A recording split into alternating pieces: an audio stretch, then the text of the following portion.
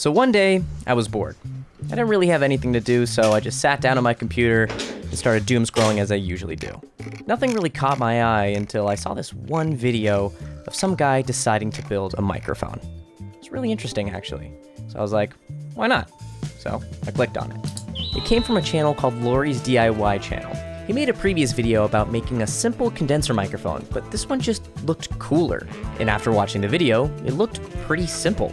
I was hooked. I did a deep dive and I saw so many other people making their own microphones, and from someone with a creative background, even with no electrical experience, I thought, huh, how hard could it be?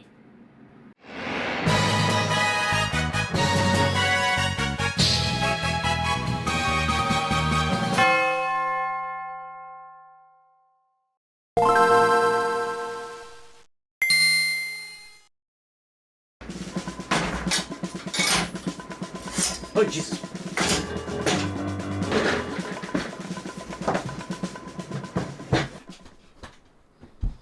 Hey guys, so in this video, I'm making a microphone. I thought this project would be relatively easy. You know, I'm somewhat of a tinkerer, you know, a poor man's engineer, someone who grew up with Legos, but too lazy enough to sit through STEM classes and actually follow through with becoming an engineer. That kind of tinkerer. But before I could even think about making a video about this, I thought I should make a prototype. And I did. For a first attempt, this is pretty cool, and I'm really satisfied with it. But the problem with being a perfectionist is, I know I could do better. Yeah, even just looking at this microphone, there's a couple things that need to be fixed before they go into the final product. I'm gonna give a shout out to the channels that kind of inspired me to do this in the first place. First off being Lori's DIY channel, which was an amazing video from start to finish, and I'm going to be using his schematic for the electronics. The other two videos come from DIY Perks and Something Physical, both absolute masterclasses in DIY and overall making a really cool and informative video. This video, on the other hand, is more or less a trial by fire, and I don't actually know what I'm doing. So take whatever I say with a grain of salt. And also, even though this microphone works, you guys aren't gonna hear how it sounds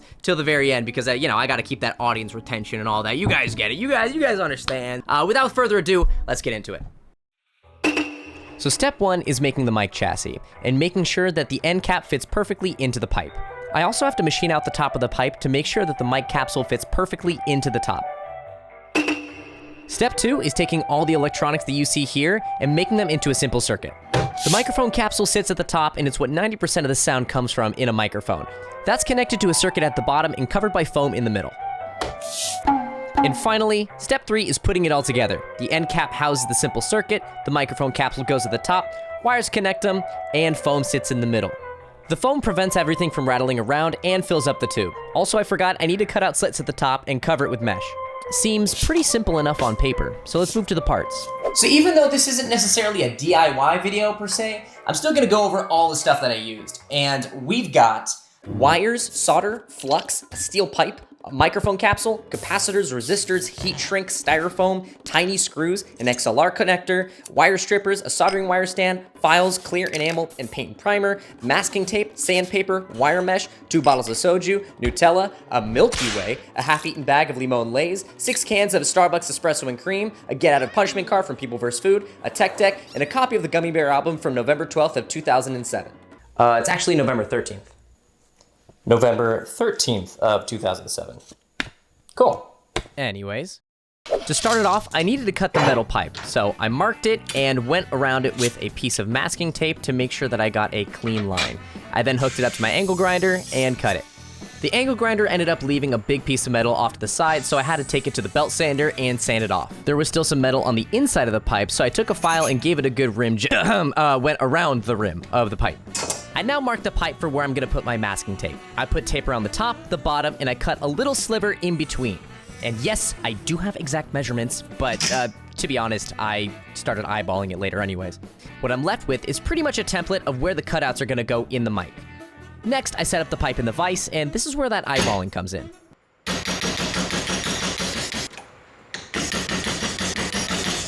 I had done so much measuring with the tape that I didn't really care if the holes I punched were perfect or not.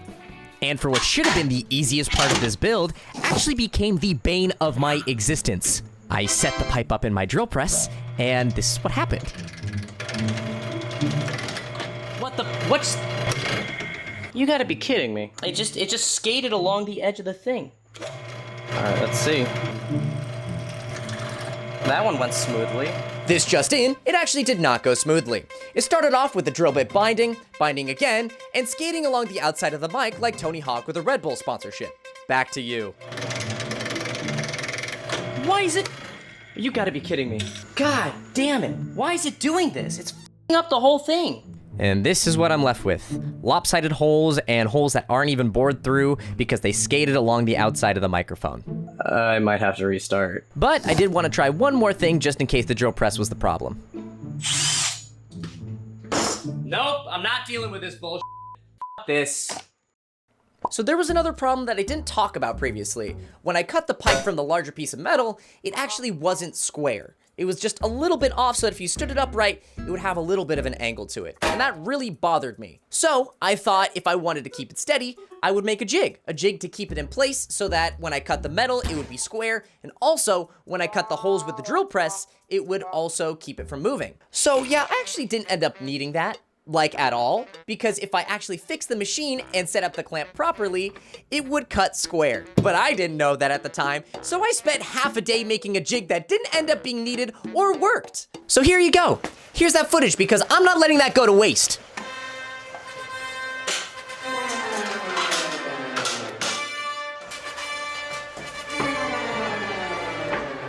Stuff on here. All this heavy ass particle board.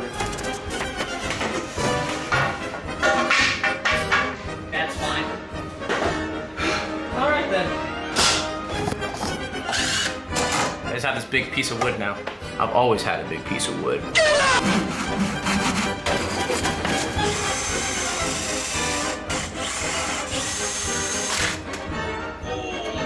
Yeah, so the first hole I drilled was not straight at all. It came up through here.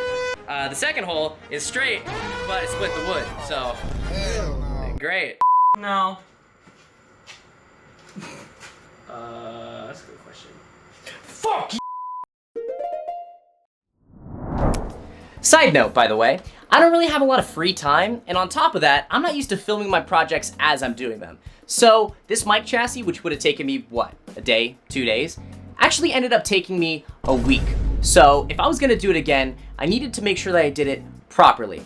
Plus, if I messed up again, I'd be completely discouraged to want to do it again. So let's get back into it.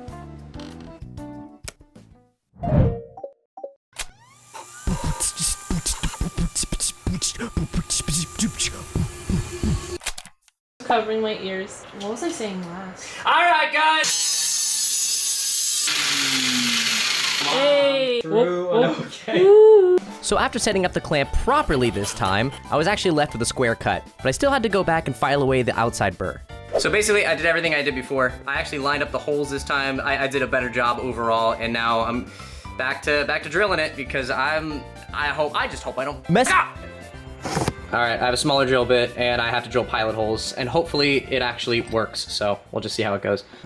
You should play Jake on a demon hunt. I freaking knew you'd say that. I knew that would come up sometime today. I swear to God, you've seen the movie however many times. You saw it in theater. I swear to God. Oh my God, I'm goated. Oh, skibbity bum bum bum bum. Yes, yes, yes. Has anyone told you to shut up? Has anyone told you you have autism? Yeah. Okay, cool. That's going in the video. Oh. You love making those small holes bigger, don't you? So because I did the pilot holes first, when I drilled the bigger holes, it was actually accurate. I did it! Yeah! Yeah, I did it! I drilled the holes! Check that. Wait, is it gonna focus? Yeah! Yeah! Yeah, check that out. Boom! Yeah! Yeah! Yeah! So with that out of the way, I could finally cut out the holes with my Dremel. Okay, that's loud. Okay, we get it. Okay. I tried my best not to mess up the pipe like I did previously, and try to connect the holes as best I could. Also, this process is also really fun to look at. All right, sit. All right, boom. Check that out. All right, now I just gotta file it down.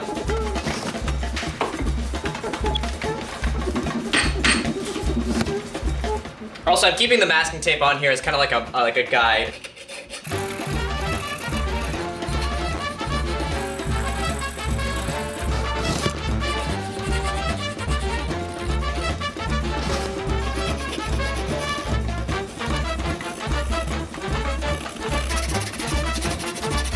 Okay. I need a break. I need a break. Like, it is so hot in here. Break time.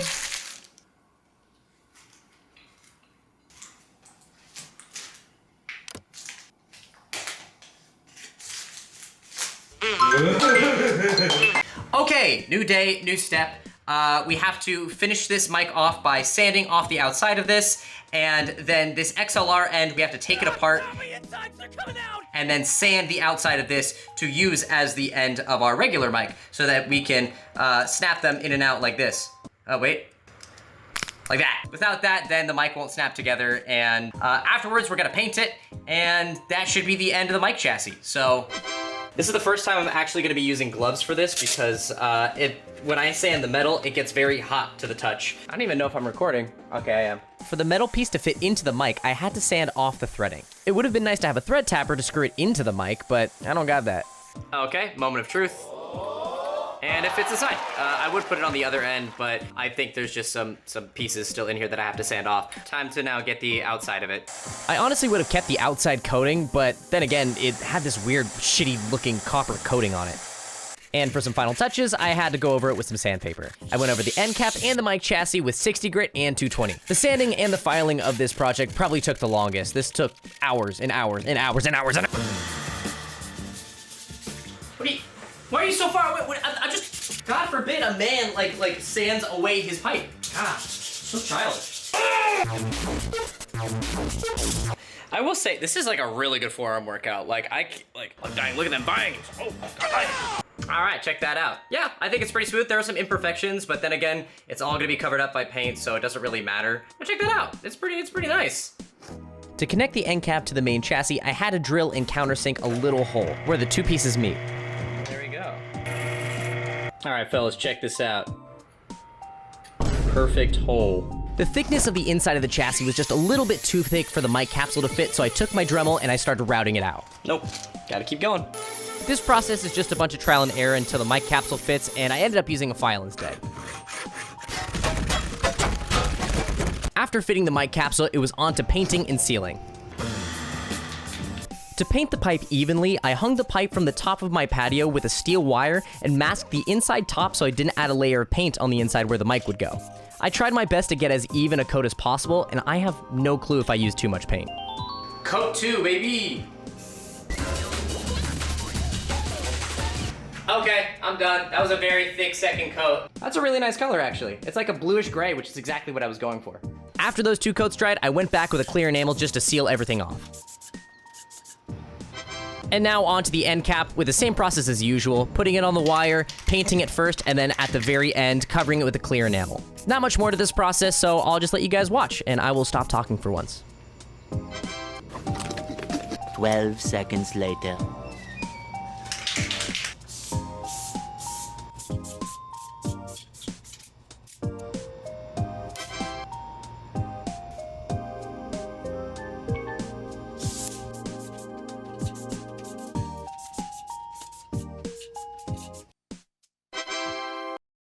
And would you look at that shine? Wow, just like new. Can you believe that used to be a pipe from Home Depot? Okay, I'm stopping this bit right now. And now that we don't have to use a bunch of big machinery and be in the garage, I'm now just setting up my desk for the final bits of this project. In fact, my dad hates when I'm in his garage anyway, so. What do you think of me using your shop? Skibbity toilet, Ohio Riz. And now it's time to make the foam insert. The foam I'm using here is polyethylene, and it's squishy so it'll fit into the mic. Polyethylene is everywhere. In fact, I found it in this random package that I had. And it's the same foam that's used in pool noodles. You do not want to use styrofoam for this. Styrofoam is polystyrene, and it's very crunchy. I'm carving a little channel just so the wires will fit inside, and then I properly measure it so that it fits perfectly into the chassis. And just so the foam doesn't mess with any of the electronics, I covered it in electrical tape. And hopefully, even though the polyethylene should be heat resistant, I'm hoping the electrical tape will also insulate it just a little bit more, just in case my electronics overheat. Wire mesh time. I know you're probably wondering why I need these slits in the side of the microphone if the mic capsule is going to be sitting at the top. Well, for starters, the mesh acts like a mini Faraday cage that cancels out any other signals which comes in the form of static. The holes themselves allow sound to pass through and canceling them out at the same time to make it so when you speak into the top, it picks up your voice better. In fact, if you were to cover the vents with your hand, it would make it so it would be less directional and pick up a lot more unwanted noise, making it much worse to record with. Here, I'm just attaching the mesh with some hot glue, and it's really not working out. All that for nothing, I guess. So I swapped to old reliable super glue. And it did the job right, but I'm so awful at recording. And honestly, that's it for the aesthetic stuff.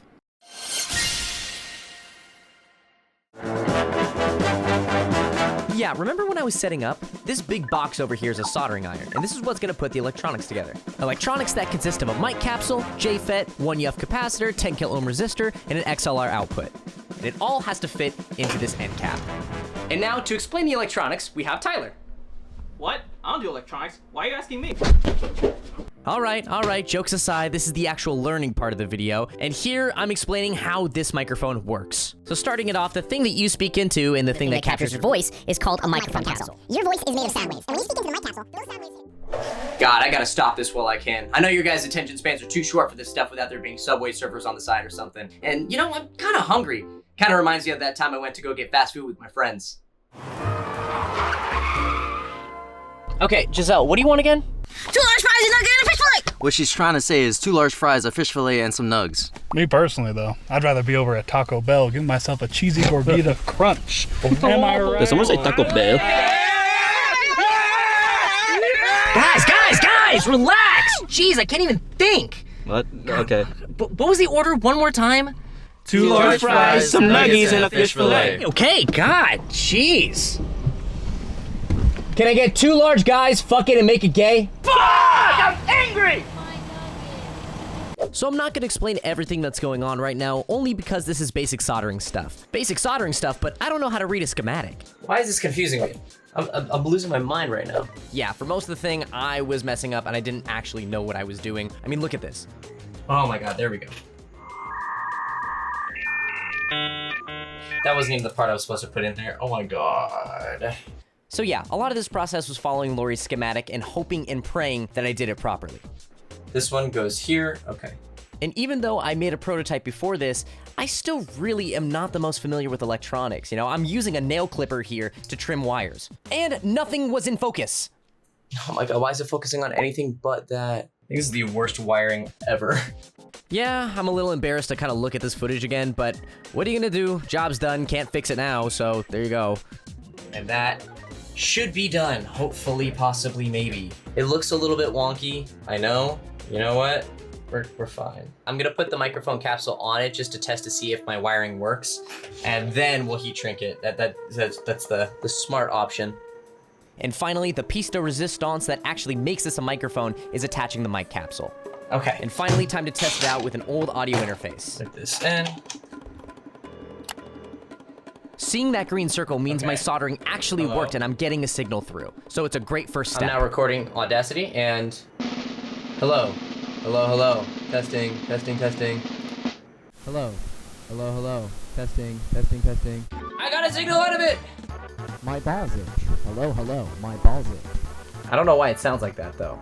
And after all that work, something was off. And I had no clue what it was. In fact, I rewired the whole circuit and I thought it was the resistor. I found out that it was, in fact, the resistor. It was not!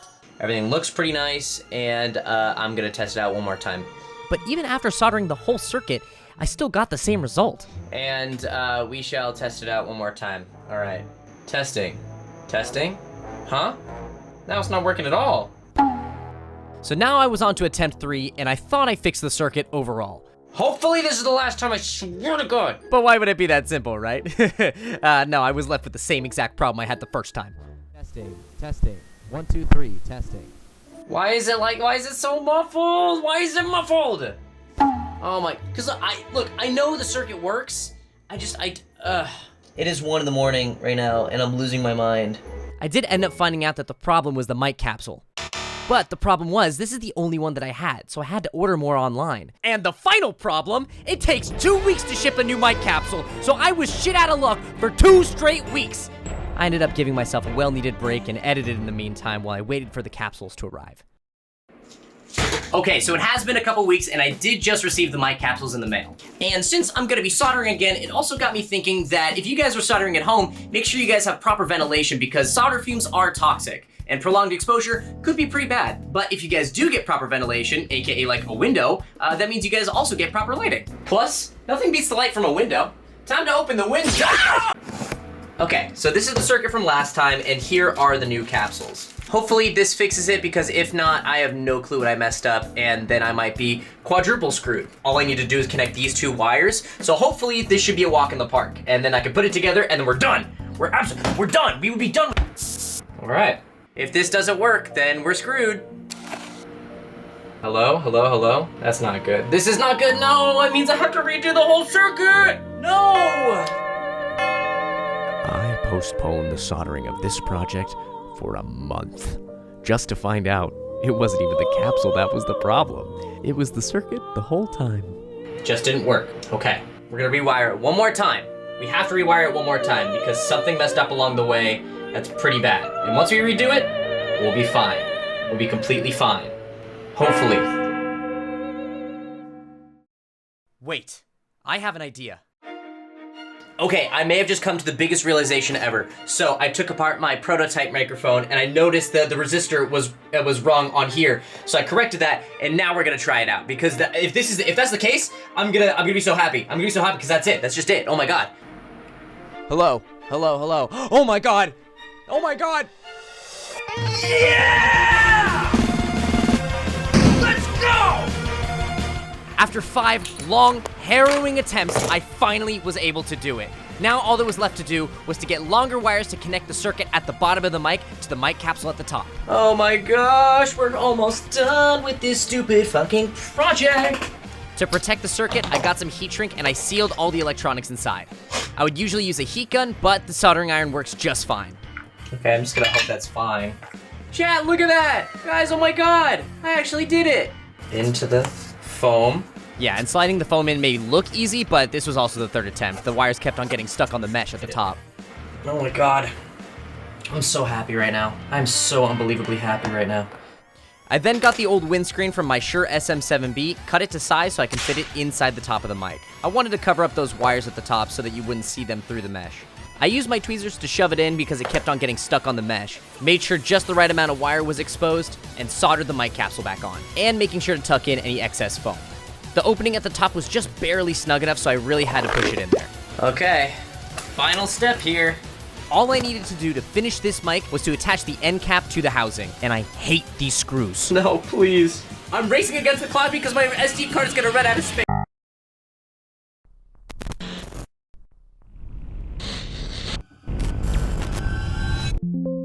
Click. Click. Click. Click.